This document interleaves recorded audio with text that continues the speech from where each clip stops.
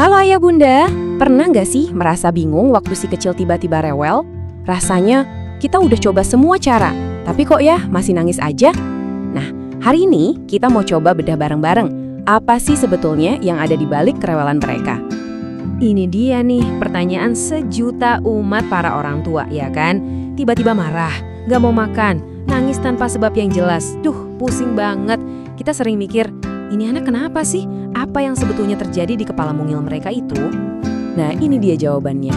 Dan ini bisa mengubah cara pandang kita total. Seringkali, rewel itu bukan tanda mereka nakal atau mau melawan kita. Sama sekali bukan. Itu cuma cara mereka bilang, tolong, dengarkan aku. Oke, sekarang coba deh kita pakai kacamata mereka sebentar. Kenapa sih kata didengarkan itu jadi penting banget buat mereka? Jawaban itu sebenarnya simpel, tapi sering kita lupakan. Coba bayangin deh. Kita lagi merasa campur aduk, kasal, sedih, bingung, tapi nggak punya kata-kata yang pas untuk menjelaskannya. Nah, itulah dunia anak-anak setiap hari. Perasaan mereka itu udah kompleks, tapi kamus di kepala mereka belum selengkap itu.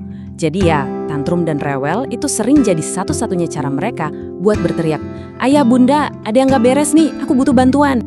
Jadi, kalau masalah utamanya ada di komunikasi, solusinya juga ada di situ. Solusi yang sebenarnya nggak butuh biaya, tapi dampaknya luar biasa. Yuk kita lihat gimana caranya.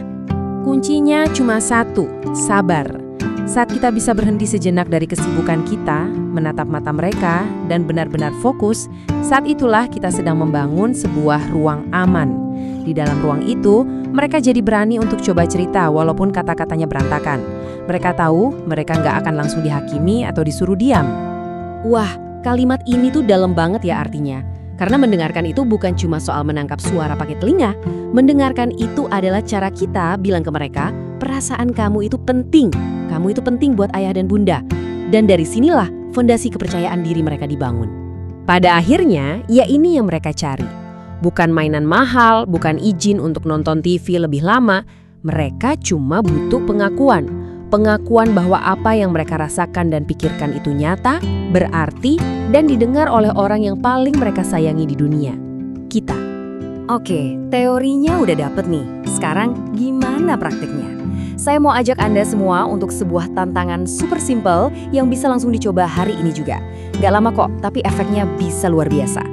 Cuma segini, 3 menit saja. Cuma itu yang kita butuhkan. 3 menit dari 24 jam yang kita punya untuk satu misi yang sangat berharga. Gampang banget kan? Pertama, taruh dulu HP-nya, matiin laptopnya, stop sebentar aja. Kedua, coba deh berlutut atau duduk, biar mata kita sejajar sama mata mereka. Ini sinyal kuat kalau kita hadir sepenuhnya. Dan yang ketiga, yang paling penting, dengarkan. Dengarkan aja dulu, jangan motong, jangan ngasih nasihat, cukup dengarkan. Jadi, pertanyaannya sekarang kembali ke Anda. Siapkah meluangkan hadiah 3 menit ini untuk si kecil hari ini? Coba dan lihat apa yang akan terjadi saat mereka merasa benar-benar didengar seutuhnya. Mungkin saja 3 menit itu akan jadi investasi terbaik yang Anda buat seharian ini.